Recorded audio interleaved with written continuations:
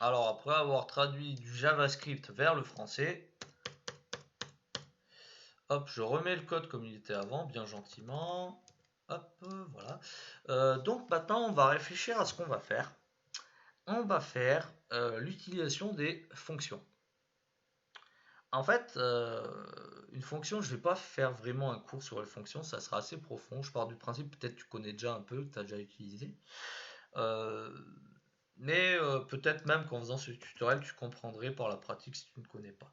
Donc une fonction permet de faire fonctionner quelque chose. C'est comme une machine, je vais te montrer. Donc nous, le but c'est de faire une fonction. Tu lui donnes à manger un nombre et il te met la balle à cette altitude-là.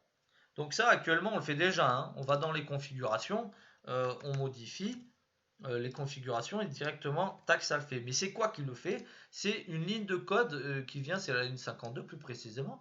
C'est la ligne 52 qui le fait automatiquement. Là, maintenant, j'aimerais faire une fonction. Donc, pour créer une fonction, j'écris function, attention avec un U. Donc, j'écris fonction espace. Là, ensuite, je vais donner le nom de la fonction. Généralement en informatique, quand on va dire je veux que ce machin devienne égal à, on met 7. Non, pas le chiffre 7, hein, SET. Donc 7 altitude de la balle en PX. PX, ça veut dire en pixels. C'est pas en kilomètres, c'est pas en banane, c'est pas en carotte. Voilà, je dis ce que c'est. Et entre parenthèses, je vais mettre le nom de ce que je vais lui donner à manger. Par exemple, je vais l'appeler nombre. Voilà, j'appelle nombre ou je peux l'appeler paramètre nombre, etc. Après, tu sais faire déplacer la balle, je l'ai déjà fait, c'est la ligne 52 en fait. D'accord? Et donc là, ce que je vais faire, tu vois, nombre, c'est le surnom de ce que je lui donne à manger. Du coup, hop, je le colle ici.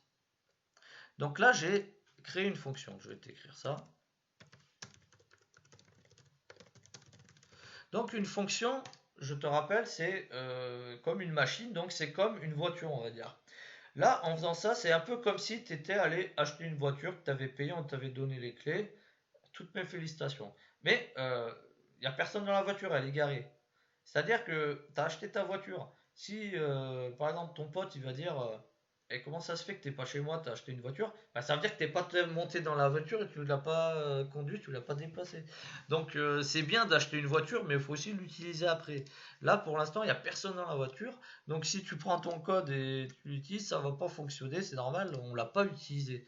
On a acheté une machine, on a créé la machine, mais on n'a pas utilisé la machine. Donc maintenant, là, on a fait création d'une fonction, maintenant on va faire utilisation d'une fonction. Ce que je vais faire pour que ce soit digeste, je vais le mettre dans la prochaine vidéo.